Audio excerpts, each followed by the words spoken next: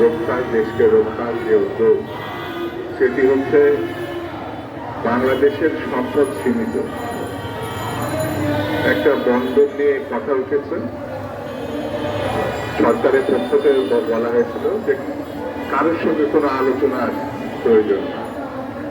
জাতীয় নিরাপত্তা বিষয়ক যিনি বর্তমান সরকার প্রধানের সহকারী উপদেষ্টা, তার এই অত্যন্তপূর্ণ বক্তব্যের আমি তীব্র নিন্দা করি, প্রতিবাদ জানাই। এই সরকার শুধুমাত্র একটি জনগণ কর্তৃক নির্বাচিত সরকার প্রতিষ্ঠার মধ্য দিয়ে তার কাছে ক্ষমতা হস্তান্তর করে তারা যাবে। এটা কোনো রেগুলার সরকার না, নির্বাচিত সরকার না। কোন এক উপদেষ্টা বলেছিলেন তারা নির্বাচিত। আত্মপ্রতারণা করা ঠিক হবে, আত্মপ্রবঞ্চনা করা ঠিক হবে না। দেশের জনগণ আপনাকে সম্মানের সঙ্গে বসিয়েছে, সম্মান রক্ষা করে, জনগণের সেন্টিমেন্ট অনুধাবন করে নির্বাচিত সরকারের কাছে দিয়েছে।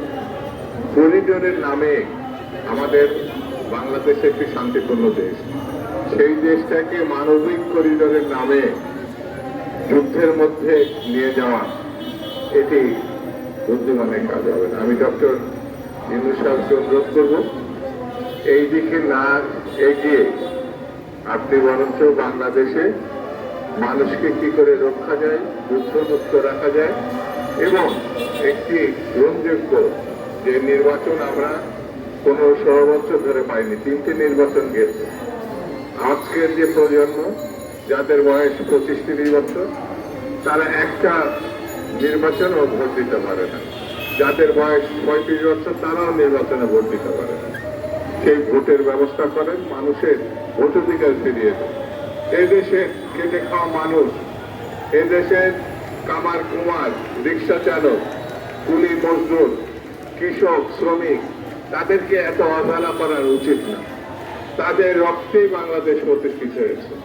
সেই বাংলাদেশের যুদ্ধে ভদ্রলোকের সংখ্যা ছিল কম। তারা যারা যুদ্ধ করেছিল, গ্রামের কৃষক, মিলের শ্রমিক এবং খেটে খাওয়া। 24-এর গণঅভ্যুত্থান যেমন তরুণরা, শিক্ষার্থীরা করেছে, মুক্তিযুদ্ধ এই তরুণ এবং শিক্ষার্থীরা ছিল।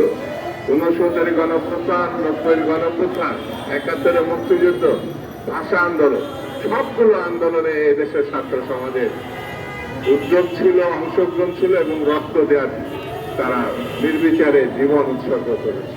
সেই কারণে বন্ধুরা, বাংলাদেশকে আমাদের রক্ষা করার জন্য প্রতিবেশী দেশের যে ঘৃণ্য কৌশল, তাদের যে বিরোধিতা এবং ফ্যাসিস্টকে যে আশ্রয় দেওয়া, তাদের সম্বন্ধে আমাদের সতর্ক থাকতে হবে, আমাদেরকে ঐক্যবদ্ধ থাকতে হবে।